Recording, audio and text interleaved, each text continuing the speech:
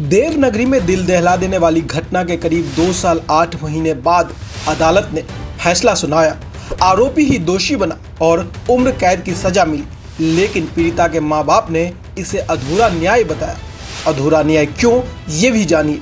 दरअसल एक 19 वर्षीय लड़की खुद और परिवार को गरीबी से निकालना चाहती थी और अच्छे जिंदगी की आश में नौकरी की तलाश शुरू की।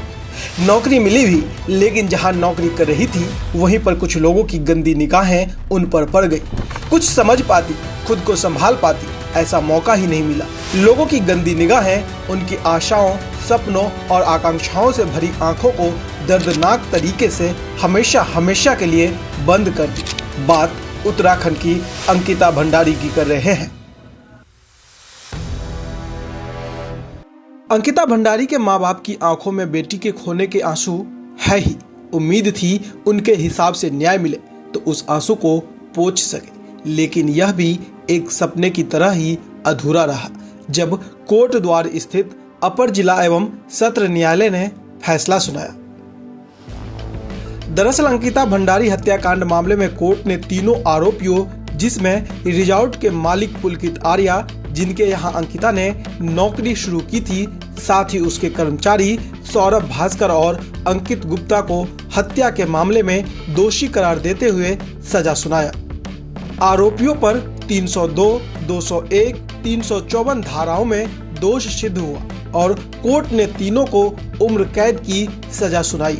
साथ ही 50-50 हजार रुपए का अर्थदंड और अंकिता के परिजनों को 4 लाख रुपए देने का फैसला भी कोर्ट ने सुनाया।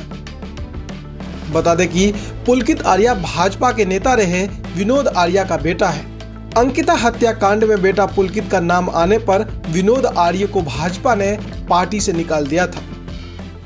कोट द्वार स्थित एडीजे कोर्ट में 30 जनवरी 2023 को मामले की पहली सुनवाई शुरू हुई थी। एसआईटी जांच के बाद अभियोजन पक्ष की ओर से अदालत में 500 पेज का आरोप पत्र दाखिल किया गया। तीनों हत्या आरोपियों वनतारा रिजॉर्ट के मालिक पुलकित आर्या, उसके कर्मचारी सौरभ भास्कर और अंकित गुप्ता पर आरोप तय होने पर 28 मार्च 2023 से अभियोजन पक्ष की गवाही शुरू हुई। करीब 2 साल और 8 महीने तक चली सुनवाई में अभियोजन पक्ष की ओर से विवेचक समेत 47 गवाह अदालत में परीक्षित कराए गए। हालांकि एसआईटी ने इस मामले में 97 गवाह बनाए थे, जिनमें से 47 अहम गवाहों को ही अदालत में पेश कराया गया। एसआईटी से मिले सबूतों और इन्हीं 47 गवाहों ने आरोपियों को दोषी बनाने में काफी रहा। हालांकि आरोपियों को उम्र कैद की सजा के फैसले से अंकिता के माता पिता खुश नहीं हैं। उन्होंने कहा कि जिन्होंने हमारी बेटी को मौत दी, उन्हें भी मौत की सजा मिलनी चाहिए। उन्होंने हमारा घर बर्बाद कर दी। हम चाहते थे कि हमारे जिंदा रहते इन हत्यारों को मौत की सजा मिले। हम इसके लिए हाई कोर्ट में अपील करेंगे। अब जानिए कब क्या हुआ।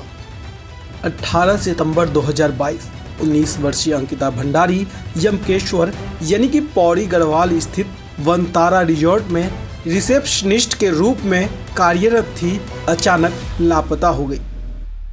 19 सितंबर 2022 अंकिता के पिता ने पौड़ी जिला प्रशासन को सूचना दी। शिकायत न लिखने के कारण उन्होंने यमकेश्वर जाने का फैसला किया।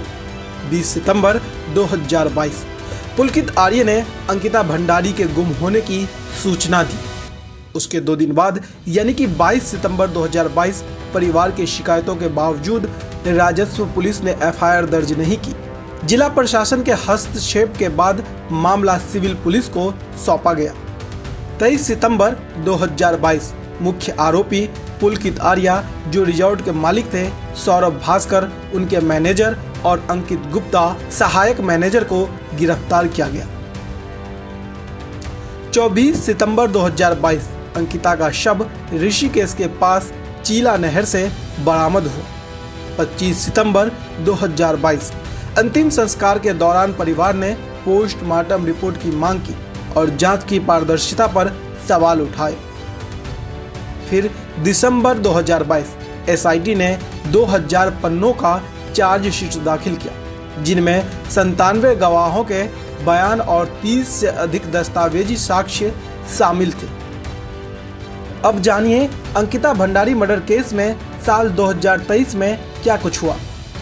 मार्च 2023 कोटद्वार सत्र न्यायालय ने पुलकित आर्य पर हत्या, छेड़छाड़ और अनैतिक तस्करी के आरोप तय किए और अन्य 2 आरोपियों पर हत्या और साक्ष्य छुपाने के आरोप लगे। जुलाई 2023 अंकिता के पिता की मांग पर विशेष लोक अभियोजक जितेंद्र रावत को मामले से हटा दिया गया, क्योंकि उन पर केस को कमजोर करने का आरोप था।